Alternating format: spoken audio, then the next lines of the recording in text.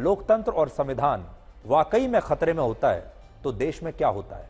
लेकिन उससे पहले आप इन दो तस्वीरों को आज देखिए, जिनमें एक तरफ राहुल गांधी हैं जिन्होंने लोकसभा में शपथ लेने से पहले संविधान की कॉपी को पूरे सदन को दिखाया और अपनी शपथ के आखिर में जय संविधान कहा, और दूसरी तरफ अखिलेश यादव हैं और वो भी आज अपने साथ संविधान की प्रति लेकर आए थे और ये बताने का प्रयास कर रहे थे कि मोदी सरकार संविधान की दुश्मन है और वो संविधान के सबसे बड़े रक्षक हैं।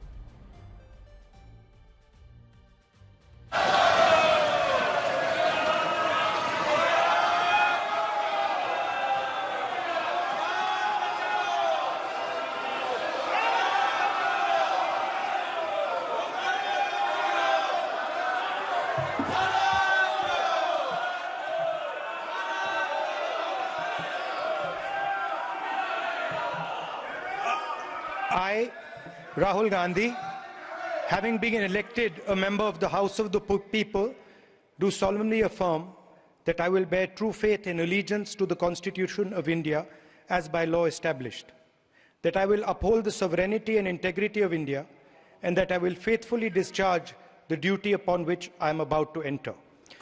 Jai Hind, Jai Samvidhan.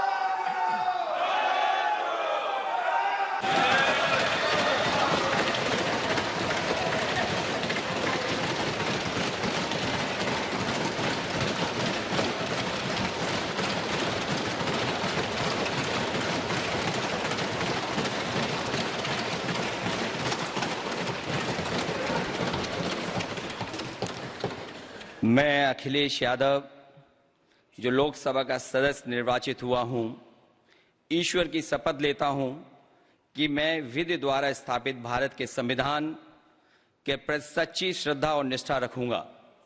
मैं भारत की प्रभुता और अखंडता को अक्षुण्ण रखूंगा तथा जिस पद को मैं ग्रहण करने वाला हूं उसके कर्तव्यों का श्रद्धापूर्वक निर्वहन करूंगा।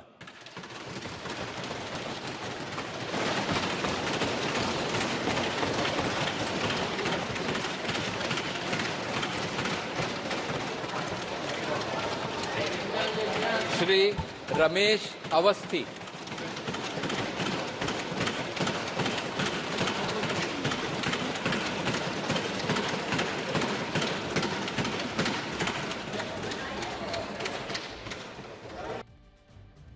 तो विपक्ष के जो दो लड़के हैं या दो लड़कों की जो जोड़ी है इस बार विपक्ष में, अखिलेश यादव और राहुल गांधी की, उन्होंने अपने एक नए अंदाज में आज शपथ ली और अब उन्होंने अपना जो एक यूएसपी बना लिया है, संविधान को अपना एक यूएसपी बना लिया है।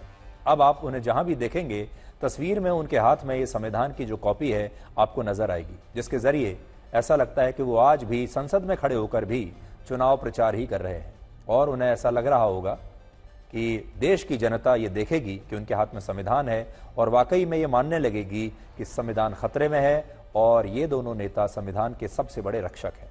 वैसे भी आने वाले समय में आप देखिएगा ये जो जोड़ी है राहुल गांधी और अखिलेश यादव की, एक भारत में दूसरे नंबर की सबसे बड़ी पार्टी के नेता हैं और दूसरे तीसरे नंबर की सबसे बड़ी पार्टी के नेता हैं, और अब ऐसा लगता है कि जो विपक्ष है पूरा उसके ये जय और वीरू बन गए हैं और यही दो जो हैं ये पोस्टर बॉय अब विपक्ष के बन गए हैं। इन्हीं का चेहरा सबसे आगे आपको दिखाई भी देगा।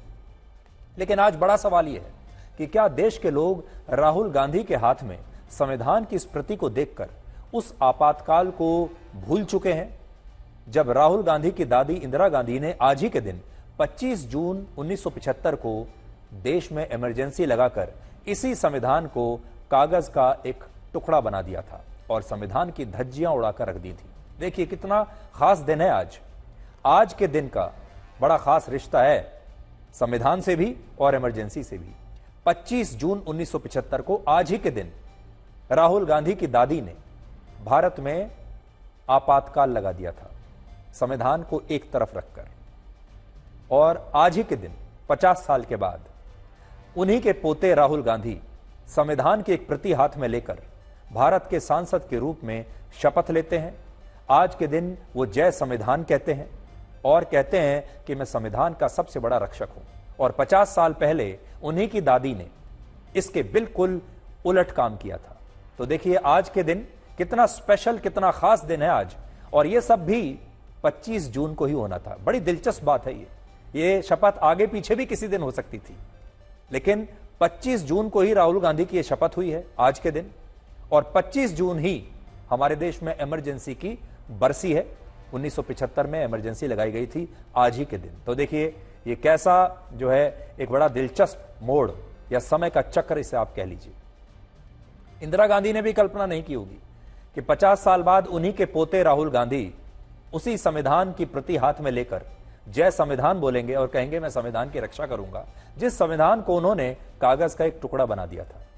भारत के संविधान में देश के लोगों को जो मौलिक अधिकार दिए गए हैं और इन अधिकारों में भी जीवन जीने के लिए जिस अभिव्यक्ति के अधिकार को सबसे महत्वपूर्ण माना गया है, उस अधिकार को इंदिरा गांधी की सरकार ने इमरजेंसी के दौरान अपनी तानाशाही से कुचल दिया था और 1.5 लाख लोगों को सिर्फ इसलिए जेल में डाल दिया था क्योंकि इन लोगों ने सरकार के खिलाफ अपनी असहमति जाहिर की थी।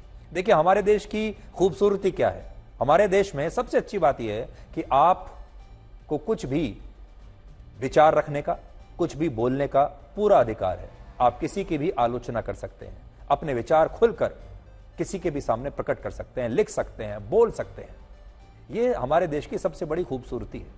लेकिन इसे भी इंदिरा गांधी ने दबा दिया था और उस समय एक ऐसा समय आ गया था इमरजेंसी के दौरान जब आप सरकार की आलोचना नहीं कर सकते थे। इसके अलावा भारत के जिस संविधान में प्रेस यानी मीडिया की स्वतंत्रता को उसकी आत्मा माना गया है, उस प्रेस फ्रीडम को, मीडिया की स्वतंत्रता को भी इंदिरा गांधी ने लगभग समाप्त कर दिया था। इमरजेंसी के दौरान 3801 अखबारों को जब्त किया गया, 327 पत्रकारों को मीसा कानून के तहत जेल में बंद किया गया और इसमें लालू प्रसाद यादव भी थे जो आज उसी कांग्रेस पार्टी के साथ खड़े हैं। 290 अखबारों में सरकारी विज्ञापन बंद करा दिए गए थे और ब्रिटेन के द टाइम्स और गार्डियन जैसे अखबारों के 7 पत्रकारों को भारत से बाहर निकाल दिया गया था।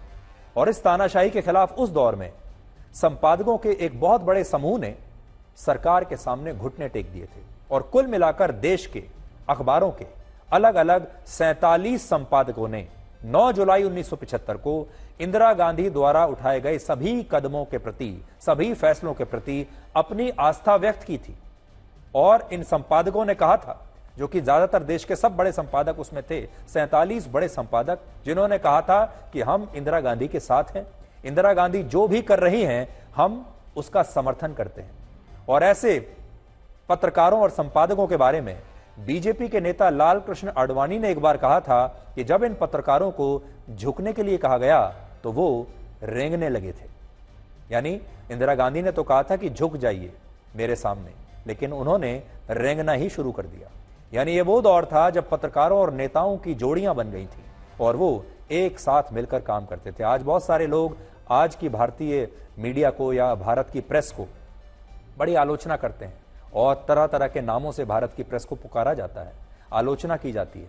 लेकिन ये सारे लोग 1975 के उस जमाने को भूल गए हैं और उस जमाने में इंडियन प्रेस को इंदिरा प्रेस कहा जाता था। यानी भारत के मीडिया को इंदिरा का मीडिया कहा जाता था और इंडिया के प्रेस को इंदिरा प्रेस कहा जाता था। ये मैं आपकी स्क्रीन पर आपको लाकर दिखा रहा हूं।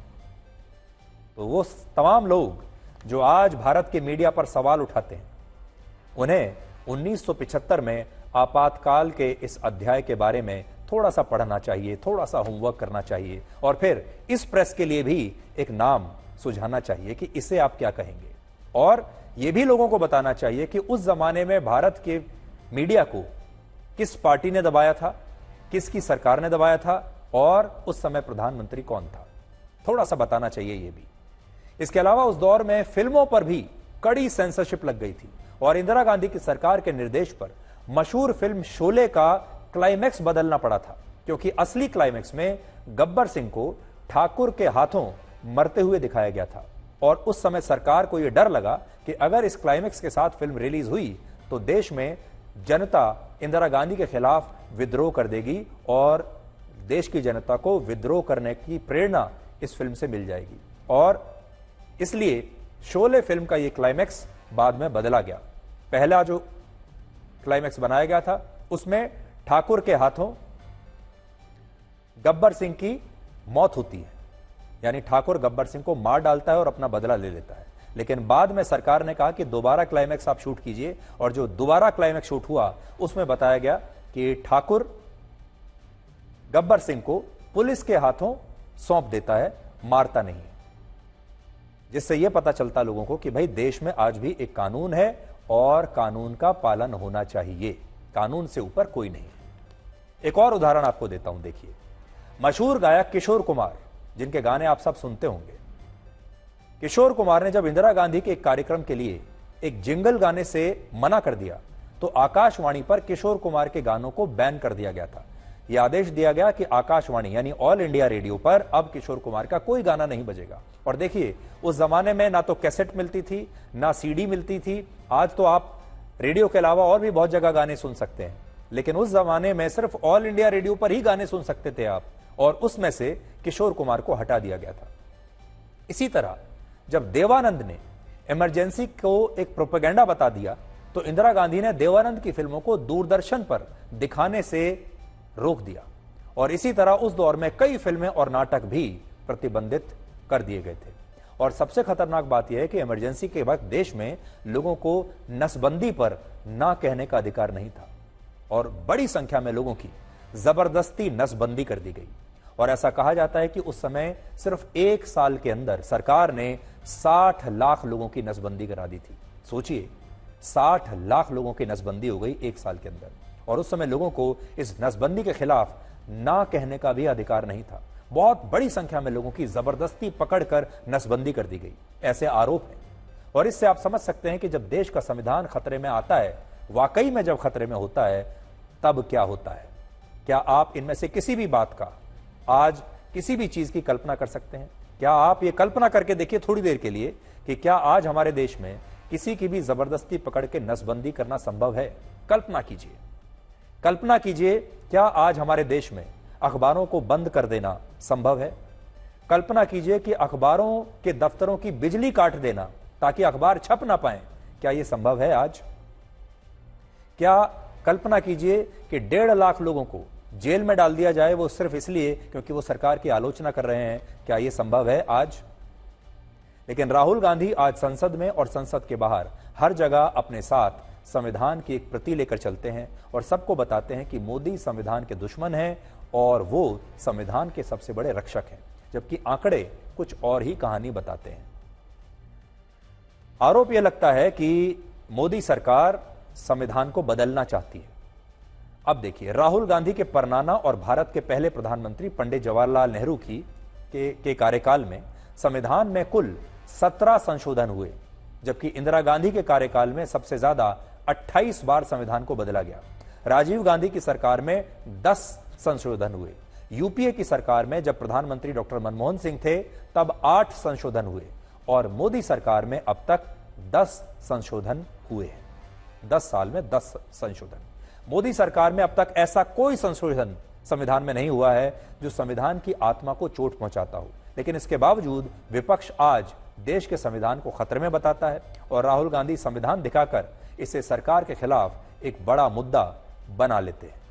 संविधान के मुद्दे पर और इमरजेंसी के मुद्दे पर एक और बड़ी बात यह है कि आज भारत के लोग इमरजेंसी में हुए अत्याचारों और दमन से बिल्कुल भी विचलित नहीं होते। और मुझे कई बार लगता है जब मैं आपको इमरजेंसी के ये किस्से कहानियां सुना रहा हूं, उस जमाने में क्या होता था, तो हो सकता है आप ये सब सुन के विचलित नहीं हो रहे हैं। आपको ये बातें जितनी परेशान करनी चाहिए उतनी परेशान नहीं कर रही हैं, क्योंकि आप उससे रिलेट नहीं कर पा रहे हो, आपका उन चीजों से कोई रिश्ता नहीं है। इसका बड़ा कारण यह है कि इस इमरजेंसी को देखने वाली जो पीढ़ी थी, जो 1960 और 70 की पीढ़ी थी, वो पीढ़ी लगभग समाप्त हो चुकी है। और उस समय के जो लोग जीवित भी हैं, अब उनकी उम्र बहुत ज्यादा है।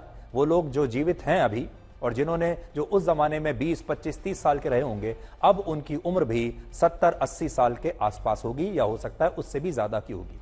लेकिन आज के जो लोग हैं, जो आज की जो पीढ़ी है, आज के जो युवा हैं, उन्हें इमरजेंसी के बारे में ना तो कुछ याद है, और बहुत सारे लोगों ने तो इमरजेंसी को देखा भी नहीं है, क्योंकि ये 50 साल पहले की बात है। इसलिए आज के जो लोग हैं वो इमरजेंसी की उस पीड़ा को महसूस नहीं कर पा रहे हैं, वो इमरजेंसी के उस जमाने को जी नहीं पा रहे हैं, क्योंकि उनके पास उसे लेकर कोई यादें नहीं है, उनके साथ ये सब कुछ हुआ नहीं था। इसलिए आज अगर कुछ छोटी सी बात होती है तो वो तो उन्हें बहुत चुभती है। आज अगर कोई गिरफ्तार हो जाता है अभिव्यक्ति की आजादी के मामले में, वो बात उन्हें बहुत चुभती है। लेकिन जब लाखों लोगों को पकड़कर जेल में डाल दिया गया था, जब बड़े बड़े नेताओं को पकड़कर जेल में डाल दिया गया था क्योंकि वो विपक्ष के नेता थे, उस जमाने की जो बातें अगर हम आज बताते हैं तो आज की पीढ़ी को वो ज्यादा समझ में नहीं आती। दूसरा तर्क यह भी है कि लोग ऐसा सोचते हों कि इंदिरा गांधी ने अपने दौर में जो गलती की उसकी सजा उनके पोते राहुल गांधी को क्यों दी जाए, और इसीलिए लोग राहुल गांधी की बातों पर विश्वास कर लेते हैं, और इसी को हम नैरेटिव की लड़ाई कहते हैं, इसी को हम नैरेटिव कहते हैं। और जो स्टोरी टेलिंग होती है वो यही। तो एक पक्ष तो ये भी है कि भाई राहुल गांधी की दादी ने गलती की, बहुत बड़ी गलती की, लेकिन उसकी सजा हम राहुल गांधी को क्यों दें, क्योंकि राहुल गांधी ने तो ये सब काम नहीं किया था। लेकिन देखिए, हमारे देश की राजनीति ऐसे ही चलती है, और हमारे देश की राजनीति में अगर राहुल गांधी को गांधी परिवार का फायदा मिलता है, गांधी परिवार की लेगेसी मिलती है, इंदिरा गांधी की लेगेसी अगर उनको मिल रही है, तो इंदिरा गांधी की गलतियों को भी उन्हें विरासत में लेना पड़ेगा। तो अगर उनके पास गांधी परिवार की विरासत है, इंदिरा गांधी की विरासत है, इंदिरा गांधी के नाम और उनके अच्छे कामों की विरासत है, तो फिर उन्होंने जो गलतियां की थी वो भी उन्हें विरासत में ही मिलेगा। लेकिन अब ये देश के लोगों पर है कि देश के लोग संविधान को अब ज्यादा खतरे में मानते हैं, या जो 50 साल पहले हुआ था तब संविधान ज्यादा खतरे में था।